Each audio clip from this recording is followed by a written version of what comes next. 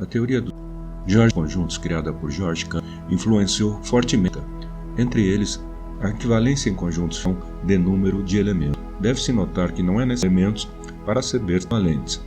Por exemplo, as cadeiras ocupadas na sala de aula é equivalente a estudantes sentados. Foi estender o conceito para conjuntos infinitos, conceito de equivalência de infinitos. Definiu como conjunto aquele equivalente ao conjunto, de modo que cada elemento tem uma correspondência a números naturais. Neste nos diz que se com os inteiros pares, número que todos. Essa imprensa, uma vez que por correspondência 1 a 1, como de números naturais aos conjuntos de números pares, etc. Esses conjuntos são subconjuntos de maneira notável. Infinito é aquele correspondência 1 a 1 ponto próprio de si mesmo. Por subconjunto podemos dizer um subconjunto S consistindo de todos os elementos de exemplo. O conjunto pares é um subconjunto S dos números em cima, parece dizer igual a uma parte. O infinito é pura verdade. Nesse ponto, colocou uma outra denumerável se em correspondência 1 a números naturais. O número de elementos em 1 é Aleph não, que a cardinalidade é Aleph, temos a cardinalidade módulo de A.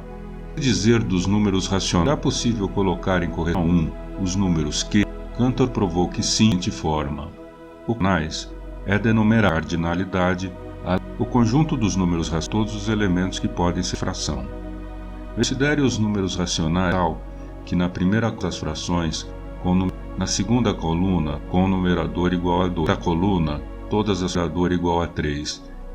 Ao mesmo tempo, todos os denominadores, na segunda, na terceira, são iguais.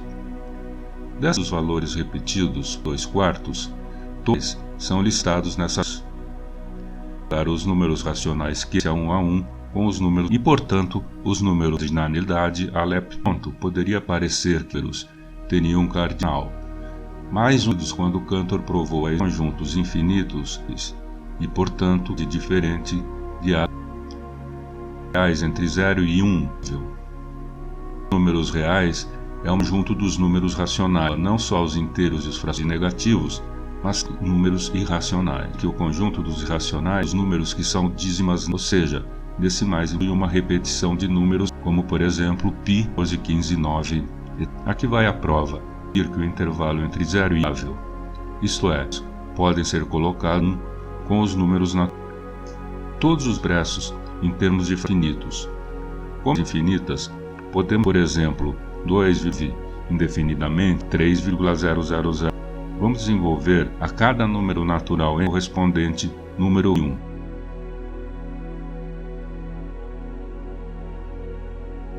Se isto correspondência 1 a 1, em todos os números entre na coluna da direita. Considere o número, B1, B2, etc.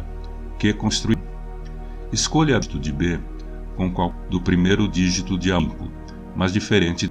Escolha B2 de B com qualquer dígito de A2, mas diferente de 20º dígito de B com qualquer valor dígito de AN 0 e 9. Poderíamos escolher B, 5, 9, 2, etc. Observe. Primeiro real, visto que ele é uma metade. Ele só não dá 000 e 9 igual a 1, por ter em algum lugar na coluna da B não pode aparecer, pois ele é diferente de A e até a N, cada um deles em pelas decimais. Enquanto 1 nos diz que B é direita, 2 isso é a nossa hipótese original, é por contradição, temos correspondência 1 a 1, logo o conjunto 0 e 1 não é assim. Cantor conjuntos infinitos, o conjunto dos números 0 e 1 tem mais dos números naturais e tem cardinalidade final. Ele chama dos números reais em continuum C. Além dessas conclusões, dados extraordinários. A união de dois conjuntos denumerável ou muito maior que o número. Na verdade, racionais é insignificante quantidade de números. O conjunto é denumerável, números transcendentais, sendo estes existem maior quantidade que os algébricos. Todos os inteiros e não algébricos, assim como inteiros. Por exemplo, um número algébrico, hipotenusa de um triângulo retângulo igual a 1. Note que na época poucos reais conhecidos, como a transcendentalidade de sido provada.